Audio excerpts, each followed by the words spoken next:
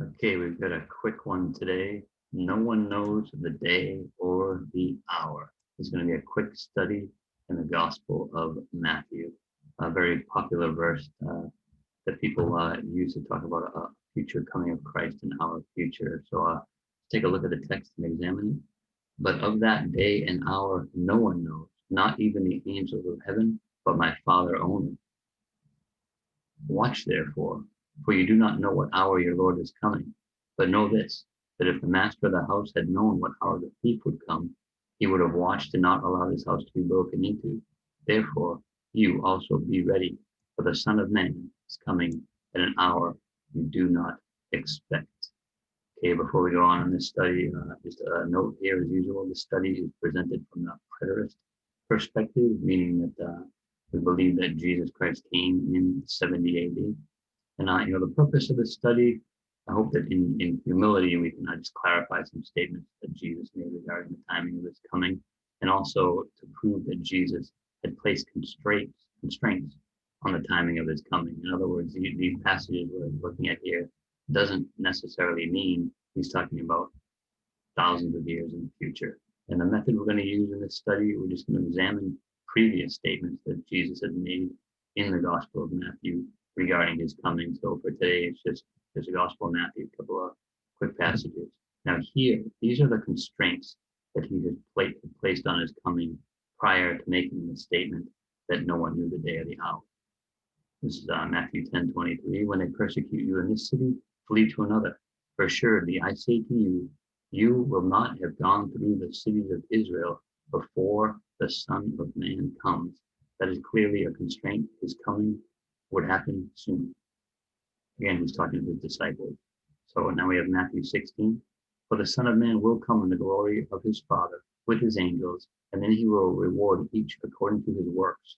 Assuredly, I say to you, there are some standing here who shall not taste death till they see the Son of Man coming in his kingdom. Clearly, that's a restraint. Again, this is to happen in their lifetime.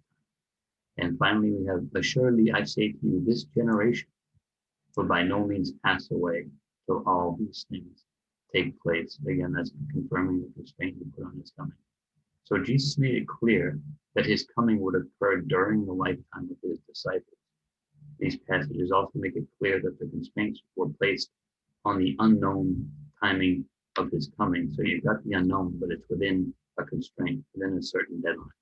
It was not to be understood by his disciples that his coming was going to be 2,000 years in the future.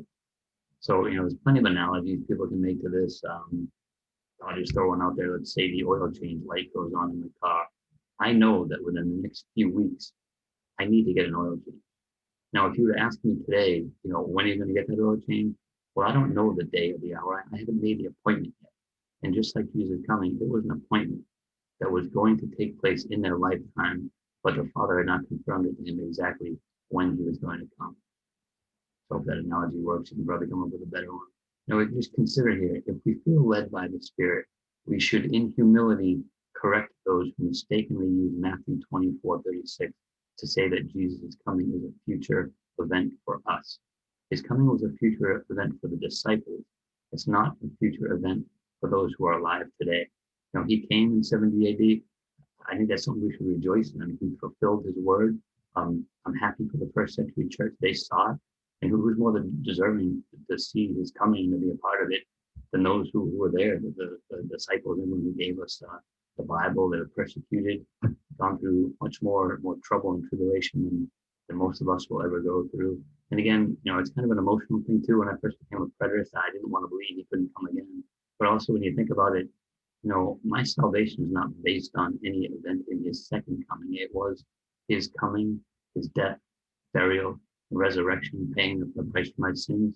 So again, it's an emotional thing we have to get over, but there's nothing that adds anything to my salvation by not being present at his coming. And I think again, the biblical text proves that he did. So again, in humility, if we feel led by the Spirit, we should consider correcting those in our opposition. We want everyone to come to the truth.